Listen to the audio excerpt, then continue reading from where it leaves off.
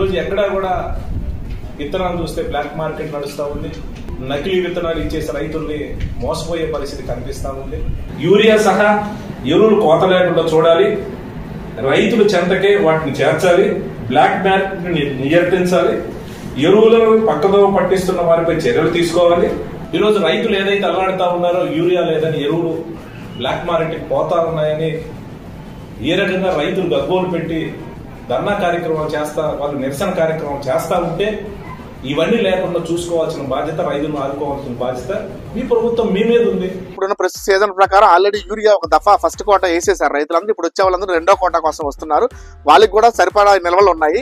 ఈ రోజు కూడా కోరమండలంలో యూరియా ఒక 60 మెట్రిక్ టన్నుల దాకా వచ్చింది. ఇది మన చూసినట్టయితే మన గ్రోమోర్ సెంటర్ మాచర్ల, వీళ్ళకి ఈ రోజు ఒక 440 కట్టలు అంటే ఒక 20 మెట్రిక్ టన్నుల దాకా యూరియా వచ్చింది. అలాగే శ్రీ మల్లికార్జున ట్రేడర్స్ మాచర్ల వారికి ఒక 30 మెట్రిక్ టన్నుల యూరియా వచ్చింది. అలాగే శ్రీ హనుమాన్ ఏజెన్సీ మాచర్ల వారికి ఈ రోజు ఒక 10 మెట్రిక్ టన్నులు వచ్చింది. అంటే ఈ రోజు ఈ ఒక్కరోజే 60 మెట్రిక్ టన్నుల వరకు యూరియా నిల్వలు వచ్చినాయి. ఫస్ట్ దఫా రైతులందరూ యూరియా అంతా వాడేశారు. రెండో దఫాకు కావాల్సిన యూరియాను కూడా మనం 20 మెట్రిక్ టన్నులు తెప్పియడం జరిగింది.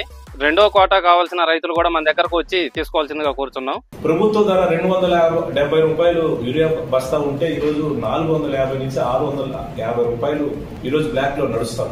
ఎంఆర్పీ కన్నా ఎక్కువ అధిక అన్న బ్లాక్ మార్కెట్ చేసినా లేకపోతే హోర్డింగ్ చేసినా కూడా మాకు గనక తెలియజేసినట్టే వాళ్ళ మీద చట్టపరమైనటువంటి చర్యలు తీసుకొని వాళ్ళ లైసెన్సులు క్యాన్సిల్ చేసి క్రిమినల్ కేసులు బుక్ చేయడం జరుగుతుంది.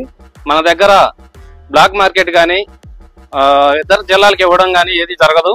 ఎంఆర్పీ ధరలకే రైతులకు ఇవ్వడం మా బాధ్యత కాబట్టి మీ అందరికీ తెలియజేస్తున్నాను. మాకు ఏరియా కొరత లేదు. చంద్రబాబుకి ధన్యవాదాలు.